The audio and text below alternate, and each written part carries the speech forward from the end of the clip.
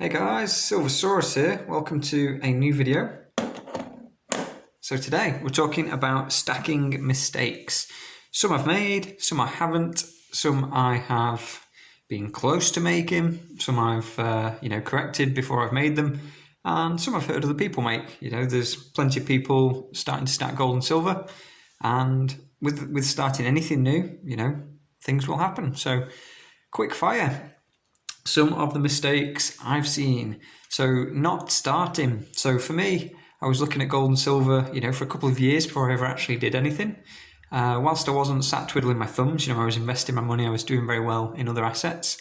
I wasn't really, storing any physical asset like gold and silver. There were obviously things like property, things like that. And, I was happily generating cash flow from my money, making it grow, and collecting other assets along the way and increasing the cash flow, etc. But yeah, I didn't really have this sort of physical gold and silver backup, if that makes sense. So I think at first, you maybe haven't got as much money as you want, and so you need to kind of get it growing a bit more aggressively compared to if I'd just retired, for example, and was thinking, right, I'm never going to be working again, and need to start drawing down on my capital, then my approach would be perhaps more defensive in that situation. So, it would be different, but the mistake here is not starting. So I could have started sooner, but I didn't. So for some people, they talk about starting something, but they never actually do. There's a lot of reasons to start something, but you just get busy, you just get carried away, and next thing you know, another year's passed, and you still haven't done anything. So it does happen. Another one is getting carried away. So let's say, for example, you have 10,000 of your currency, dollars or pounds, and that's all your savings. And you think, right, let's just go all in, let's buy £10,000 worth, and, that's that. So you just maybe get a bit carried away, and all your savings has gone in, and then maybe you lose your job the next month, and suddenly your boiler breaks, your car breaks, you need to move house, and something else happens. Extremely unlucky, but it could happen, and you've just put all your money into physical metals, you've had to pay a little bit of a premium to get hold of them, and you suddenly need to sell to get some money back before you find your new job and get paid again. So that is, a potential, and I'd say getting started is important, but if you get carried away a bit too much too soon, then that could also be an issue. So just start with, an amount that's comfortable to you and not going to stretch you financially. That's more cautious perhaps than some people's approach, but I don't think gold and silver is going to suddenly rocket in price, start doing to the moon or anything like that. So just about going at a comfortable pace for you and be prepared to be in there for the long term.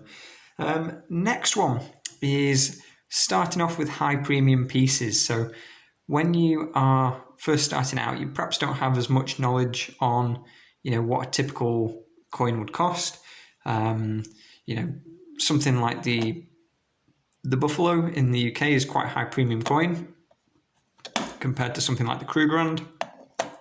And the Britannia. So I would say initially you want to start and get a good base of a stack before you go into anything too fancy. So for example, silver in 2021, there was quite a push in prices earlier in the year, and dealers' premiums seemed to go up as well. People were paying like 50, 60, 70% above spot and more, because we also have VAT in the UK. So, your silver coin, instead of it costing £20 an ounce at spot, it was costing like 30 or more by the time you've got it posted. So I would say ideally you want to be getting into the lower premium stuff and not going for like anything too crazy or too fancy to begin with. So things like these Valiants, they do usually from dealers come with a bit more of a premium than the Britannia. So it's worth just getting a good base for your stack first before you do anything too adventurous, I would say. Some people, they spend a lot of time learning about proof coins and mintages and different collectibles, and they do perhaps do very well. Some do okay, some maybe don't do that well. But if you are sort of going all in with these from the start, again, it just is a bit more risky. I know that, when I pick up this, I could have taken it to the dealer, melted it, or, weighed it in and got the same that I paid for it by the time it arrived. Whereas, some people, these buffaloes, I waited for about a year, but at least 6 months to pick one of these up at the price I wanted to pay. And, I had to be patient. In the meantime, I found good deals on some other coins, but, I was avoiding paying those high premiums. Because if I wanted to, or if I needed to sell in the short term, that premium is more or less gone. You might, if you've got time to sell it, if time's on your side, maybe you don't need to sell, but you think, I could do with the money in a few months' time, so I'll advertise these for sale. Then you might have time to wait for the buyer to come along, giving you the price you want. I would say another issue is not shopping around. So if you're going to buy a Britannia or a Krugerrand or whatever it might be, have a look on different websites. So some dealers will have better prices on some coins than others. One dealer in the UK usually have lower premiums on the Krugerrand. So if that's what you're after, you might be a bit worth buying it from them. Whereas the Britannia, it might be cheaper at another dealer. So you might be talking a saving of 10, 20, 30 pounds perhaps. It is just worth, shopping around amongst reliable and, well-respected dealers that have been around for a while. Not saying a new dealer couldn't be reliable as well, but just for the first few coins, first few pieces, I would just stick with something that's known to be reliable. I'd say the next possible issue is rushing purchases. So not just rushing as in cramming them all into, your first week of stacking and you've already blown your budget, but just, rushing because you think the price is going to go to the moon, or, you think you'll not be able to afford it soon. Just take your time. If gold was to jump in price by 2 or 3% in a day, even in a week, that'd be a pretty big move. And, still it's only 2 or 3%. So whilst we do want to be paying the lowest premiums possible within reason, we want to avoid rushing and making mistakes. Next, I'd say, is unrealistic expectations. So if you're thinking, okay, we're going to buy gold this month and an ounce has cost me £1,400, and then next month, I might be able to sell it for 15, and maybe by Christmas, 2,000. It doesn't, there's no sort of way to measure that. The price in the long term, I believe, is going to go higher than what it is now in a monetary amount. But I don't know when, and I'm not gambling on that to happen to pay my bills, or I don't need that to happen to get my money back so I can live, if that makes sense. This money can sit here, for a long time if it needs to. I don't have to use it to pay my rent, pay my bills, etc. So it's not going to get you rich quick, I don't think. Maybe it will. Great if it does, but probably not. Watch out for market hype as well. So, people put in like scary or outlandish claims into, titles on articles or videos or whatever it might be. Like gold's going to go 10 times in a year or something. It attracts more attention, doesn't it? So people click on it to see why. And even if they don't believe it's going to happen, they might think, well, what's the reason? So anyone making claims like that, not saying they don't know anything, but just, use common sense, think about things, look at the past. Whilst the future isn't always a reflection of the past, sometimes it does rhyme, and sometimes there are similarities. Next, I would say going all in is probably not a good thing. Like if you're getting 100% of your money into gold, it's a bit of a gamble. Maybe it'll pay off, but I just wouldn't do anything all in like that. And maybe, somebody who went all in on Bitcoin or silver or on property or whatever it was, and it paid off. It maybe did. But a lot of people go all in on a lot of things that don't pay off. So I would rather not get, I'd rather not risk losing everything, and rather know I'm going to get there in a bit maybe a longer term. I'm happy knowing that, you know, I've nothing to come along that's going to wipe me out completely just because of, you know, diversification.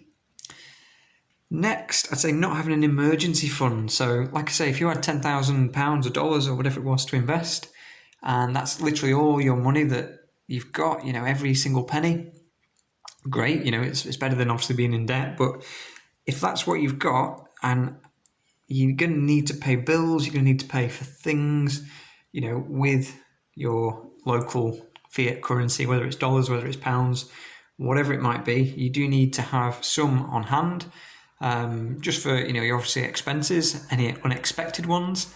But also, what if a really good deal comes? You know, if gold price plummets, you know, suddenly there's a really good deal because a seller's a bit desperate and just wants to, you know, get cash today.